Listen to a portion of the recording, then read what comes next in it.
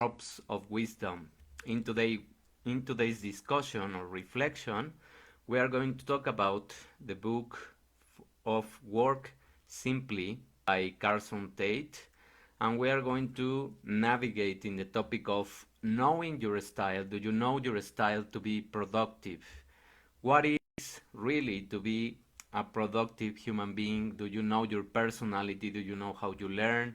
Do you know the things that you can apply to make your life easier and not work over stressing or overwhelming yourself and burning out? That's the discussion of today.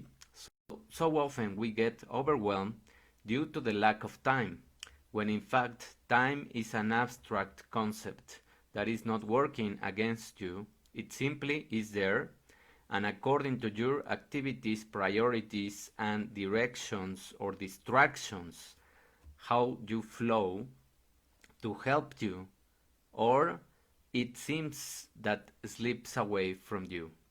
Knowing your personality is what will enhance the way you flow through life. So, have you ever been told that you are a left-brained or right-brained thinker? If so, you already know what's wrong with so many time management and productivity theories. These tools think that one size fits all. So just make more lists, that's what they say, and you will improve. Yet everyone has their own way of working, and what helps one person might not be the same thing that can be applied for other people and can be counterproductive to another.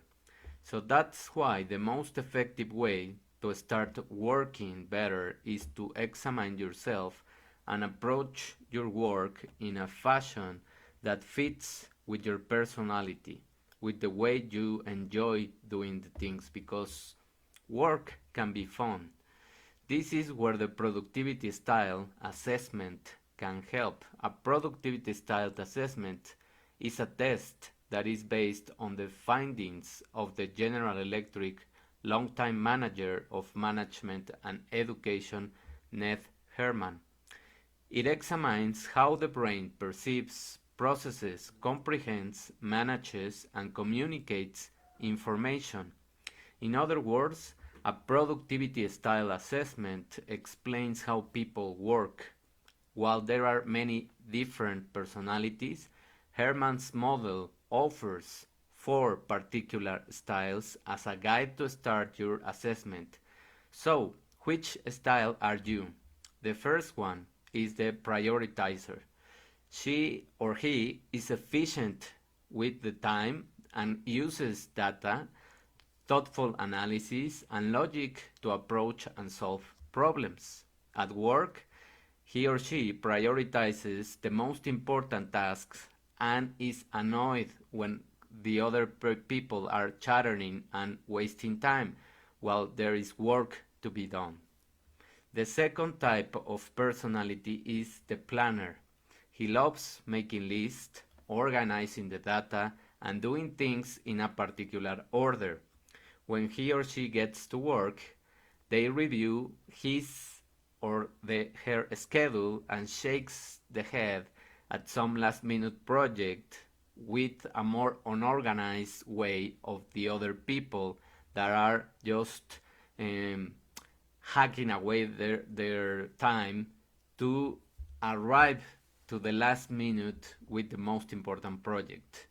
The third type is the arranger, who relies on his instinct to make decisions. He works well with others and enjoys presenting information visually, as in a colorful flow chart.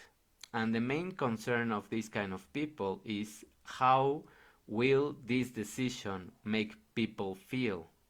And last, there is the visualizer, who can walk into a heated discussion and find a way to reorganize all the key points that solves everyone's problem. When making decisions, what they do is that they hate being dragged down by the data, but they will gather everyone's input and synthesize into something new, something innovation, with some innovation, even if it's contrary to the way it's always been done. So those are the kind of creative people. And once you understand that you can control by knowing your style, the present and the future of how you work, that's gonna be easier to act on the things that you are doing. The best way to do this is to think differently about how you approach time management. The thing is that time is not actually manageable. We cannot make time bend to our rules. It is, however, our most important resource, and this is what Professor Randy Bosch emphasized in his famous 2007 talk and book, The Last Lecture. Bosch was suffering from terminal cancer, and as part of his talk, told his students that while earning money is often achievable, earning more time is not. So we really have to think about time and how we use it or how we waste it. Consider then what your time budget might look like. To deal with the challenge of time, you should plan your activities daily, weekly, monthly, so you can spend your time in the most efficient way possible. And that is not becoming obsessed with this kind of list also, but it's knowing your way through your days, through your weeks, and through the month. The most important things that have to be achieved in a day, in a week, and in a month. It also helps to write a master task list. A master task list contains all the things you need to do to accomplish your goal. And when you have done this, organize these things into two categories: project actions and next actions. Project actions are overarching tasks that require smaller action steps and can take days or months to finish, such as reorganizing your kitchen, for example, or planning an off-site workshop. A next action is a single step, something that moves you forward. This should be listed starting with an action verb. For example, calling certain kind of person, or perhaps revise an speech or revise the agenda for the meeting. The point of a master task list is to release you from the burden of keeping the innumerable amount of tasks you want to complete swimming in your head and just dragging your brain through overwhelm and forgetting many things, of course. Noting everything you need to do socially and professionally gives you a chance to act and enables you to rethink and revise any future actions because you already have it in paper. You are not taking up energy from your brain in those things, and you really know what can be moved in different weeks or even in a different month. Attention is a precious resource, and you need willpower to direct and control it. Each day, you can devote your attention to just a limited amount or number of things. And pay attention to this because many times we waste time in things that are just taking out our attention, and attention is not infinite. Yet, the better you are able to get a grip on your focus, the more you can achieve. This is because focusing clearly on one task, and you heard me correctly, one task, that's what the brain can manage, will prevent you from being distracted by other goals.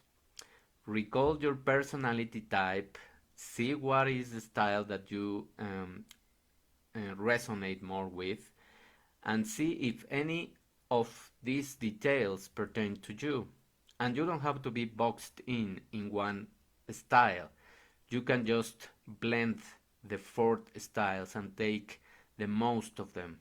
A visualizer can get tangled up, for example, in irrelevant details and lose track of the main goal. Arrangers have a tendency to forget their real goal and become submissive to the details of the project. due to their need to be appreciated.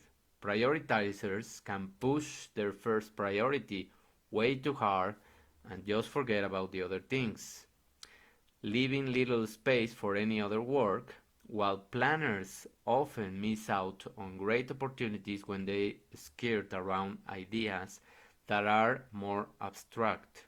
So all of these styles have a room for opportunity to grow, and what you can do is identify with the one that you resonate more and start adding other things from the other styles, and knowing what you are going to do in a to-do list. And a to-do list doesn't mean filling your days with tasks. It's just being realistic on how much you really can accomplish in one day, 1 week, and in a month. And doing apparently less things is going to make you do a lot more during a week, because you will really achieve a lot of things if you just commit to 1 or 2 things per day. That's the way we can manage our work and work simpler, work faster and flowing. And if you know what can you do to improve this kind of productivity, also the kind of energy, also the kind of emotions that you are processing during your days, and you are really interested in knowing the pillars of health, I am going to open a new course this 2023 for people that really want to go deep into the science and have a lot of tools and have a complete program that is going to last in the tools and things that you are going to have 10 weeks. But it's just going to be one day that you are going to commit to imbue the information, and then you will have support, you will have a chat, you will have Zoom sessions, and I will help you as much as possible to give you the best of these 5 pillars of health. So just click on the link that I'm going to put right here in the comments or in the caption of this video. And thank you very much for paying attention, for being here. Have a wonderful rest of the day and rest of the week. We will see you next Wednesday. Bye.